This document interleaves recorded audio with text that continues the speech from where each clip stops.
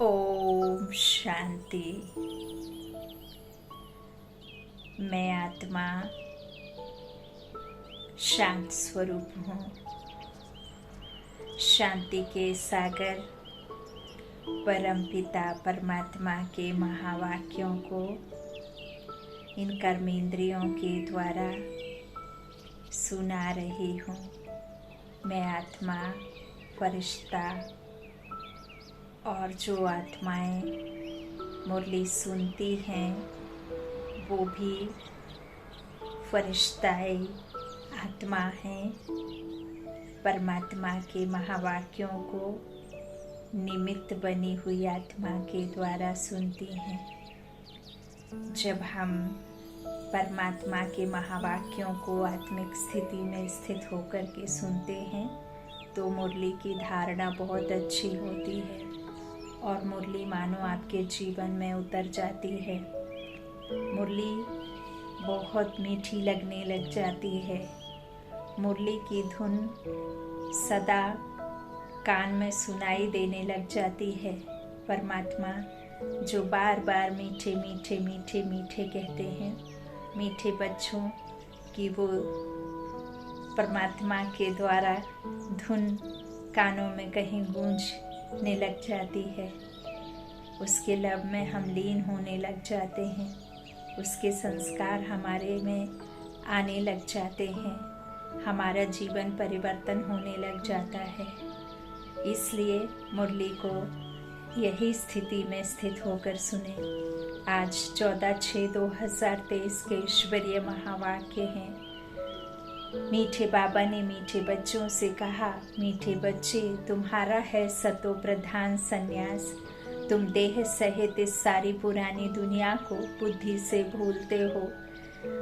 प्रश्न है, तुम ब्राह्मण बच्चों पर कौन सी जवाबदारी बहुत बड़ी है? उत्तर, तुम्हारे पर जवाबदारी है पावन बनकर सारे विश्व को पावन बनाने की। इसके लिए तुम्हें निरंतर शिव बाबा को याद करते रहना है। याद ही योग अग्नि है जिससे आत्मा पावन बनती है, विकर्म विनाश हो जाते हैं। गीत है, दुखियों पर रहम करो। ओम शांति। बच्चों ने गीत सुना कि हम बच्चे हैं, तुम्हारा जरूर वह बाप है। अब बाप को बच्चे कभी भी सर्वव्यापी नहीं कहते।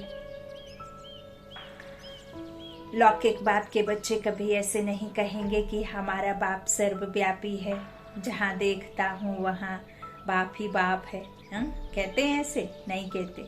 यह बेहद का बाप बैठ समझाते हैं, तुम सब बच्चे हो, तुम्हारा बाप है जिसको परम पिता कहते हैं। परमात्मा को सुप्रीम सोल भी कहते हैं। परम माना सुप्रीम, आत्मा माना सोल। तो जरूर सब बच्चे हैं और एक बाप है। सब भक्त एक भगवान को याद करते हैं। जिसको याद किया जाता है उनका जरूर नाम, रूप, देश, काल होता है। उनको बेअंत नहीं कहा जा सकता। मनुष्य ईश्वर बाप को बेअंत कहते आए हैं, उनका कोई अंत पा नहीं सकते हैं और फिर कहते हैं सर्वव्यापी है। यह तो बड़ा अनर्थ हो गया। पत्थर ठिक्कर सब में ईश्वर है, उनको फिर बेअंत कहते हैं। बच्चे बाप को भूल गए हैं, इसलिए सारी मनुष्य सृष्टि नास्तिक पतित कही जाती है। हर एक नर नारी पतित हैं। तब तो पतित से पावन जो है बनाने वाले को याद करते हैं। इस दुनिया में कोई को भी महान आत्मा नहीं कहा जा सकता। पवित्र आत्मा पतित दुनिया में हो नहीं सकती और पवित्र दुनिया में पतित नहीं हो सकती और पतित दुनिया में पवित्र नहीं हो सकती। जब इस संसार में पुण्य आत्माएं होती हैं तब कोई भी पाप आत्मा होती नहीं है और जब पाप आत्माएं होती हैं तब पुण्य आत्माएं नहीं होती हैं, क्योंकि सतयुग भी निर्विकारी दुनिया है और ये विकारों की दुनिया है। तो यहाँ हर कोई विकारों से भरपूर है। भल वो ग्रस्त से जाकर के वहाँ जंगलों में बैठ तपस्या करते हैं और ब्रह्मचर्य का पालन करते हैं, फिर भी वो आते तो जन्मते तो हैं माँ के कोख से ही, और माँ के कोख कोख से जो भी जन्म लेते हैं उन्हें कभी भी पावन आत्मा कह नहीं सकते, पुण्य आत्मा कह नहीं सकते, क्योंकि उनका तन पन्न किससे हुआ है? विकारों से। तो बाबा कहते हैं महान आत्मा यहाँ किसी को कहा ही नहीं जा सकता, क्योंकि है ही नहीं। पवित्र आत्मा पतित दुनिया में हो नहीं सकती। बापू गांधी जी भी कहते थे पतित पावन सीताराम, हाँ कहते तो थे, लेकिन उनको पता थोड़े था। उनके कहे अनुसार सभी चरखा चलाने लगे और गाना गाने लगे कि रघुपति राघव राजा राम, पतित के पावन सीताराम, रघुपति राघव राजा राम, पतित पावन सीताराम। अब कौन राम कौन सीता, हाँ कौन बनाता है पावन, कुछ पता नहीं था। तो यह मनुष्य के लिए कहते, पानी की गंगा के लिए तो नहीं कहा।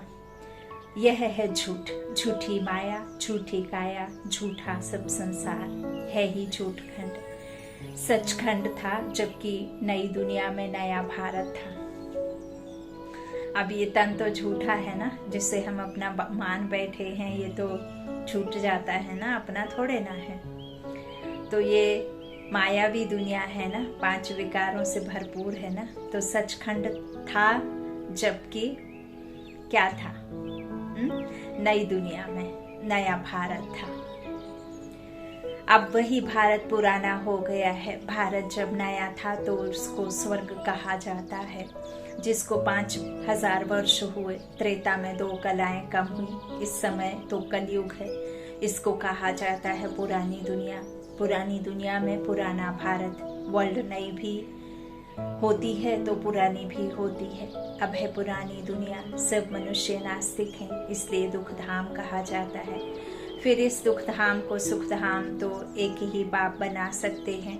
भारत को पावन, भारत जो पावन था पतित बन गया है। जब प्योरिटी थी तो पीस प्रॉस्पेरिटी थी। भारत की आयु एवरेज बड़ी थी, है ना।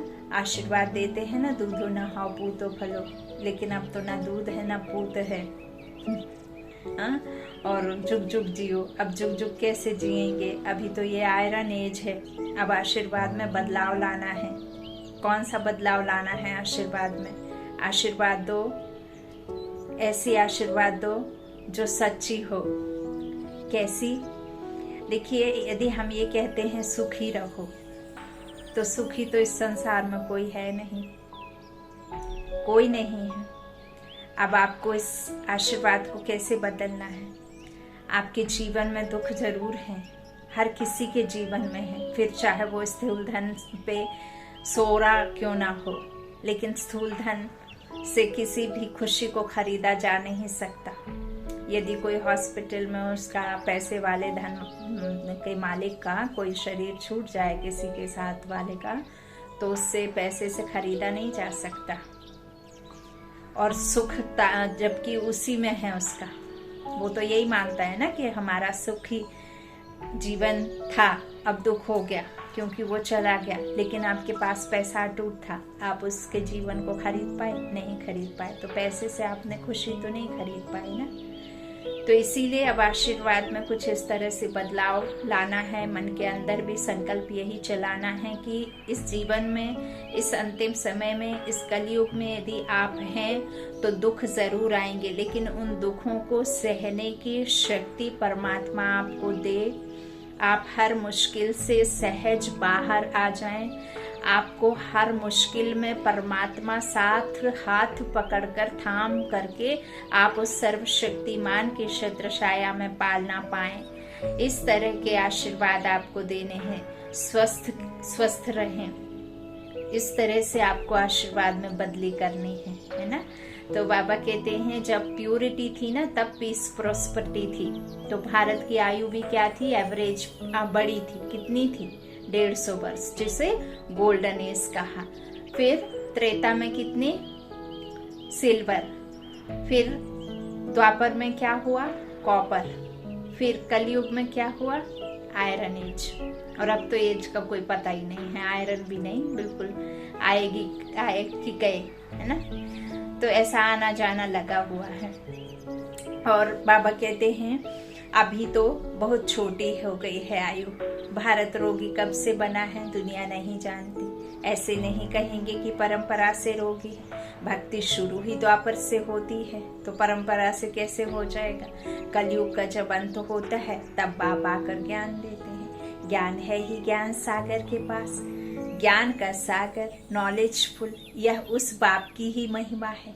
मनुष्य सृष्टि का बीज रूप है। सर्वव्यापी कहने से बाप बच्चे का लब नहीं रहता। यह है आर्फन। दुनिया सब आपस में लड़ते रहते हैं, इसलिए इसको रौरव नर्क कहा जाता है। भारत स्वर्ग था, अब नर्क है। यह किसको भी पता नहीं पड़ता है कि हम नर्कवासी हैं तो जरूर नर्क से ट्रांसफर होंगे, परंतु ऐसे नहीं कि नर्कवासी पुनर्जन्म फिर स्वर्ग में ले सकते हैं। वह पुनर्जन्म सब नर्क में ही लेते हैं। नर्क को ही पतित दुनिया कहा जाता है। निर्वाण धाम आत्माओं के रहने का स्थान है, जिसको निराकारी दुनिया कहा जाता है। आत्मा स्टार इमार्टल है, अविनाशी है। शरीर क्या है? मार्टल, विनाशी है। आत्मा को एक शरीर छोड़ दूसरा लेना पड़ता है। 84 जन्मों का भी गायन है। 84 लाख जन्म कहना भी गपोड़ा है। बाप समझाते हैं, जो भी आत्मा पाठ बजाने आती है आकर इन ऑर्गन्स में प्रवेश करती है ना, जीव आत्मा है ना, परंतु सबके 84 जन्म भी नहीं हो सकते। सतयुग में जो देवी देवता होंगे उन्हों के ही 84 जन्म होंगे। बाप कहते हैं, आगे भी कहा था, अब अपने जन्मों को नहीं जानते हो। बाबा कहते तुम अपने जन्मों को नहीं जानते हो, मैं बतलाता हूँ। तुम हो ब्रह्मा कुमार कुमारियाँ। अच्छा, ब्रह्मा का बाप कौन है? शिव। ब्रह्मा विष्णु शंकर हैं, शिव बाबा के बच्चे। उन्हों को भी अपना सूक्ष्म शरीर है। परम पिता परमात्मा को अपना शरीर नहीं है। बाप कहते हैं, मेरा नाम ही शिव है। भल कोई रुद्र भी कहते, कोई सोमनाथ कहते हैं, हूँ तो मैं निराकार। बरोबर भारत में शिव के मंदिर भी हैं। ज्ञान का सागर परम पिता परमात्मा को ही कहा जाता है, श्री कृष्ण को नहीं कहेंगे। वह तो सतयुग का प्रिंस है। उनमें यह आदि मध्य अंत का ज्ञान नहीं है। सतयुगी देवताओं में भी यह ज्ञान नहीं है। तुम जानते हो, अभी हम हीरे तुल्य बन रहे हैं। परम पिता परमात्मा के सिवाय कोई राजयोग सिखला ना सके। श्री कृष्ण को परमात्मा नहीं कह सकते। परमात्मा सिर्फ एक निराकार को ही कहा जाता है। उस बाप को ही भूले हुए हैं, सब भूले हुए हैं। इस समय सब पतित तमो प्रधान है। बाप कहते हैं, यह सारा वैरायटी मनुष्य सृष्टि का झाड़ है। तमो प्रधान रोगी दुखी हैं। भारत कितना ऊंच था, अभी तो कंगाल है। शास्त्रों में तो कल्प की आयु ही लाखों वर्ष लिख दी है। समझते हैं कलयुग को अभी 40,000 वर्ष चलना है। बाप समझाते हैं, यह है घोर अंधियारा। अब ज्ञान सूर्य प्रगटा, अज्ञान अंधेर विनाश। बाप है ज्ञान सूर्य, वह आकर अज्ञान घोर अंधियारे को मिटाते हैं। अभी है ब्रह्मा की रात। सतयुग त्रेता को ब्रह्मा का दिन कहा जाता है। तो तुम हो ब्रह्मा कुमार कुमारियाँ, ब्रह्मा के बच्चे। ब्रह्मा तो विश्व अथवा स्वर्ग का रचयिता नहीं है। निराकार हेवनली गॉड फादर की ही महिमा है। वह बाप ही आकर राजयोग सिखलाते हैं। बाप कहते हैं, हे बच्चे, आत्माओं से बात करते हैं। आत्मा ही सब कुछ सुनती है, धारण करती है और संस्कार ले जाती है। जैसे बाबा ने समझाया है, लड़ाई के मैदान में मरते हैं तो संस्कारों अनुसार जन्म ले, फिर लड़ाई में चले जाएंगे। इस समय सबकी आत्माएं तमो प्रधान है। सब एक दो को दुख देते रहते हैं। सबसे बड़ा दुख कौन देते हैं? जो तुम्हें परमात्मा से बेमुख करते हैं। इसलिए शिव बाबा कहते हैं, बच्चे तुम उन सबको छोड़ो। गॉड इज वन कहा जाता है। तुम सब ब्राइड्स हो, मैं तुम्हारा ब्राइड ग्रूम हूँ। हे सजनिया, तुम बिल्कुल लायक नहीं हो स्वर्ग में चलने के लिए। माया ने तुमको बिल्कुल ना लायक बना दिया है। यह है रावण राज्य, सतयुग में है राम राज्य। राम शिव को कहा जाता है। अभी तुम हो ब्राह्मण, परम पिता परमात्मा जो स्वर्ग की स्थापना करते हैं, उनसे तुम वर्षा ले रहे हो। भारतवासियों को स्वर्ग का वर्षा मिल रहा है। कलश माताओं पर रखा है। माता गुरु बिगर किसका कल्याण नहीं होता। जिसके लिए गाते हैं तुमेव माताश्च पिता तुमेव, उनको फिर सर्वव्यापी कहना कितनी बड़ी भूल है। माता पिता को फिर वे अंत कह देते हैं। गाते भी हैं तुम माता पिता हम बालक तेरे, तुम्हारी कृपा से सुख घनेरे। फिर बाप पर दोष कैसे रखते हो। बाप तो आकर पतित से पावन बनाते हैं, पतित रावण बनाते हैं, पावन बाप बनाता है। अभी रावण राज्य खत्म हो, राम राज्य फिर शुरू हो जाएगा।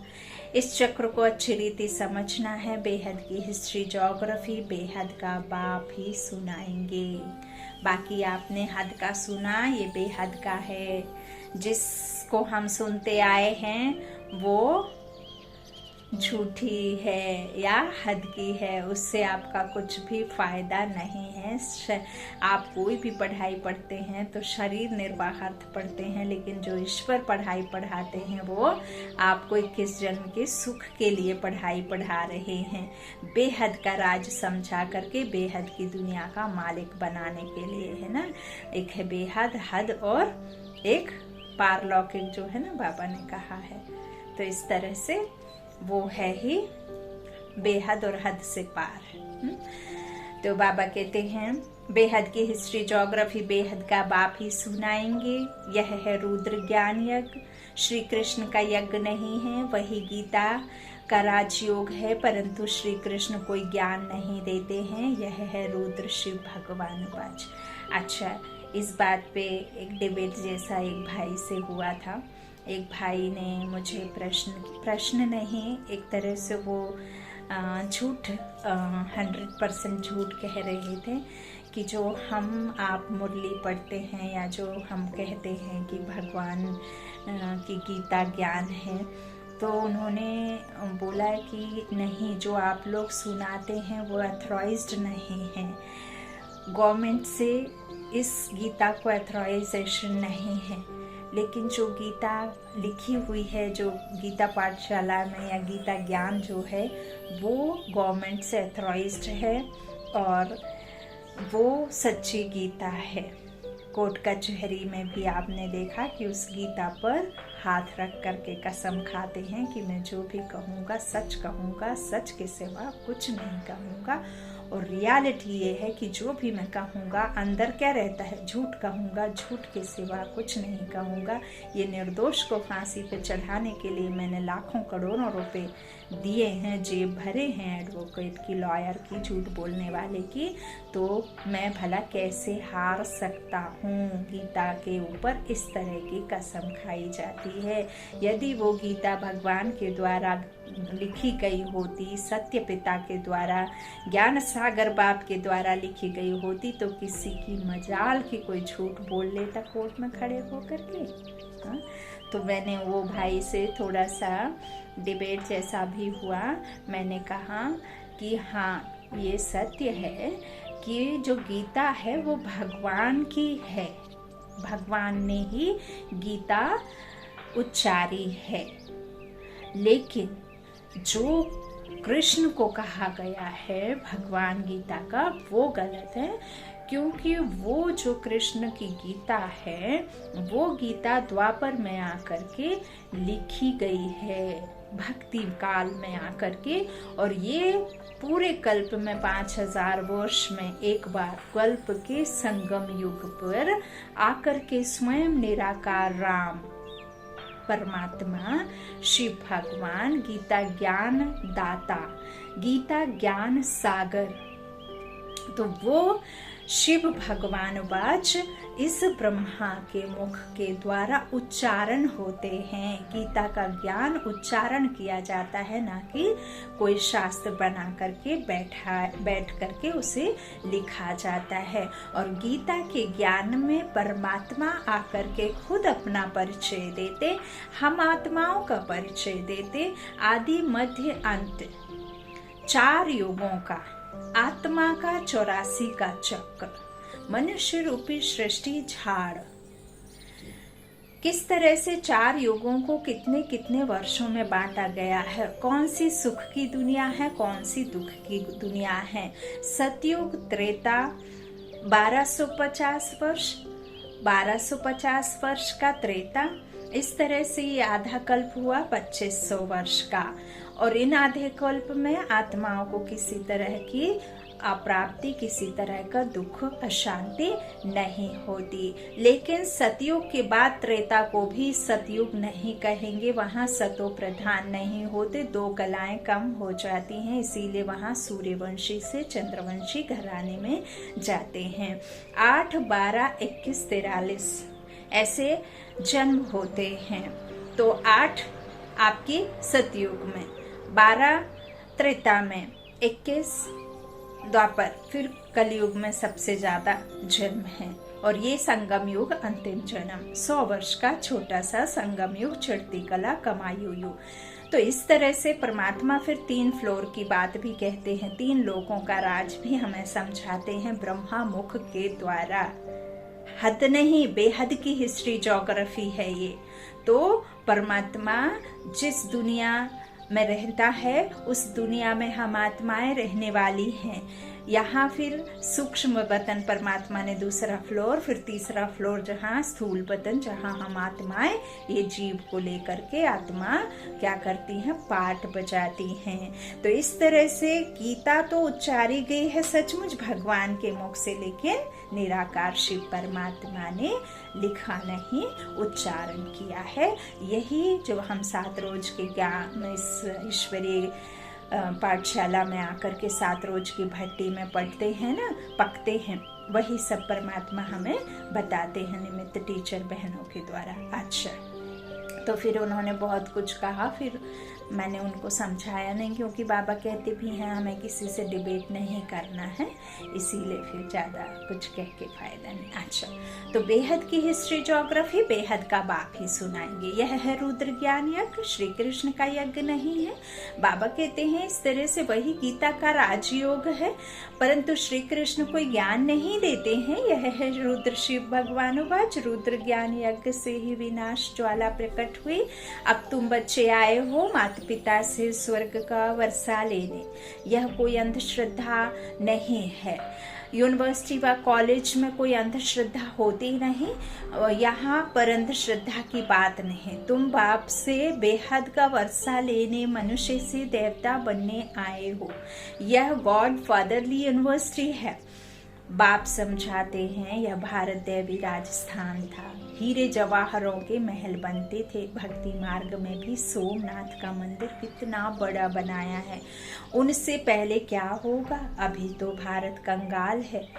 फिर सिरताज बनाना बाप का ही काम है। अभी तुम बच्चे जानते हो हम माता पिता के सम्मुख बैठे हैं और 21 जन्मों का सुख पा रहे हैं। बाप कहते हैं हे आत्माओं, अब तुम मुझे याद करो, मैं तुम्हारा गाइड और लिबरेटर हूँ।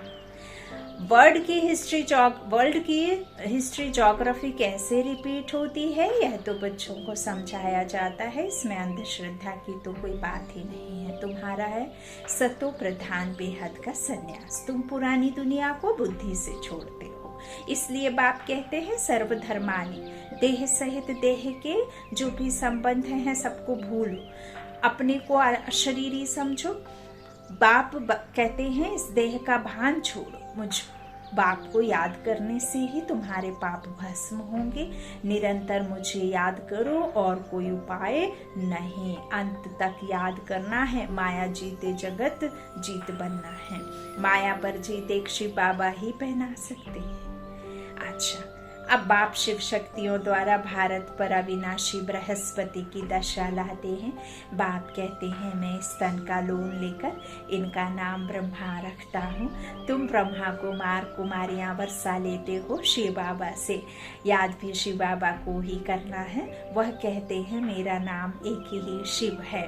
तुम भी आत्मा हो परंतु तुम शरीर लेते और छोड़ते हो, इसलिए जन्म बाई जन्म तुम्हारे नाम बदलते हैं। जितने जन्म लोगे उतने ही आपके शरीर के नाम पड़ेंगे, उतने ही माता पिता, उतने ही नौकरी, उतने ही जन्म में आप अलग अलग कर्म करेंगे, है ना। तो 84 जन्म लेंगे तो 84 नाम पड़ेंगे। सबके तो 84 जन्म नहीं होंगे। जो आदि में सबसे प्रथम आएंगे उनके 84 जन्म होंगे। कोई के 80, कोई के 60, कोई के 5-6 जन्म भी हो सकते हैं।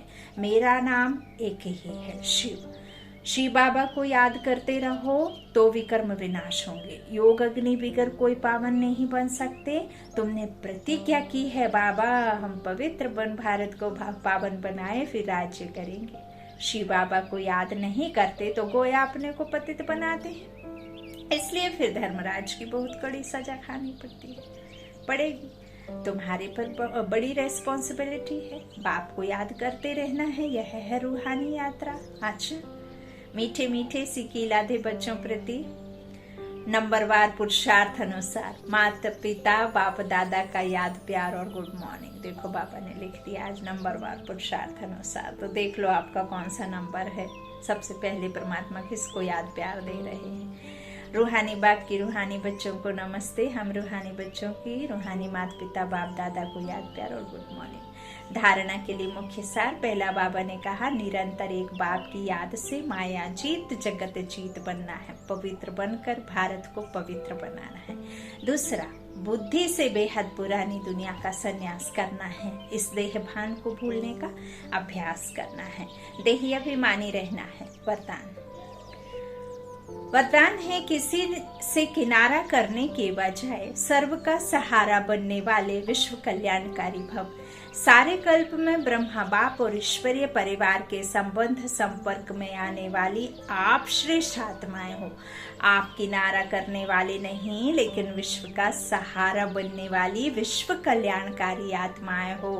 अब ये सहारा, किनारा और कल्याण कैसे? ऐसे नहीं है कि रोड पे कोई तड़प रहा है तो आप उसकी सेवा में लग जाओ। मनसा सेवा। परमात्मा कहते हैं ईश्वर से संबंध जोड़े रखना। कोई माया के आने से आप ईश्वर को नहीं छोड़ देना। कोई आपको पूछे ना। यदि आप सेंटर में रोज जाते हैं और कोई सेंटर में सेवा या कुछ कार्य चल रहा है, ब्रह्मा भोजन कुछ भी फंक्शन रखा है, तो उस समय यदि आपको ना पूछा जाए तो किसी के पूछने की वजह से आप पढ़ाई नहीं छोड़ना है। आप ईश्वर से जुड़े हैं, ना कि उनसे जो निमित्त बने हैं। तो कल्याणकारी आत्माएं आप किस तरह से हो? जब बाप की पहचान पा करके औरों को बाप की पहचान देंगे, है ना। तो इस तरह से आप परिवार के अविनाशी प्यार के धागे के बीच से निकल नहीं सकते। इसलिए कभी किसी भी बात में, किसी स्थान से, किसी सेवा से, किसी साथी से किनारा करके अपनी अवस्था अच्छी बनाने का संकल्प नहीं करना। यह आदत डाली तो कहाँ भी टिक नहीं सकेंगे। स्लोगन कर्म भोग का वर्णन करने के बजाय कर्म योग की स्थिति का वर्णन करो। कर्म भोग जो हम करते हैं, हम बीमार हैं, हम फलाना है ठिकाना, हम इस मुश्किल में हैं, उस मुश्किल में है, उसके बजाय कर्म में रहते परमात्मा की योग में, परमात्मा की याद में रहो और परमात्मा की याद में जो आपको सुख मिलता है उस स्थिति का वर्णन करो। मातेश्वरी जी के मधुर महावाक्य ओम शब्द का यथार्थ अर्थ क्या है? बहुत प्यारा आज का मातेश्वरी जी का प्रश्न और उत्तर मातेश्वरी जी के उसमें। तो जब हम ओम शांति शब्द कहते हैं तो पहले ओम शब्द के अर्थ को पूर्ण रीति से समझना है। अगर कोई से पूछा जाए ओम का अर्थ क्या है तो वो लोग ओम का अर्थ बहुत ही लंबा चौड़ा सुनाते हैं। ओम का अर्थ ओमकार, बड़े जोड़े आवाज से सुनाते हैं। इस ओम पर फिर लंबा चौड़ा शास्त्र बना देते हैं, परंतु वास्तव में ओम का अर्थ कोई लंबा चौड़ा नहीं है। अपने को तो स्वयं परमात्मा ओम का अर्थ बहुत ही सरल और सहज अर्थ से समझाते हैं। वो भी अर्थ परमात्मा से मिलने के लिए ही समझाते हैं। परमात्मा साफ कहते हैं बच्चे, ओम का अर्थ है मैं ये नहीं हूँ, मैं ये हूँ, आत्मा हूँ। समझाते हैं कि नहीं, है ना? तो परमात्मा बहुत सरल सहज समझाते हैं कि मैं कौन हूँ, आत्मा हूँ।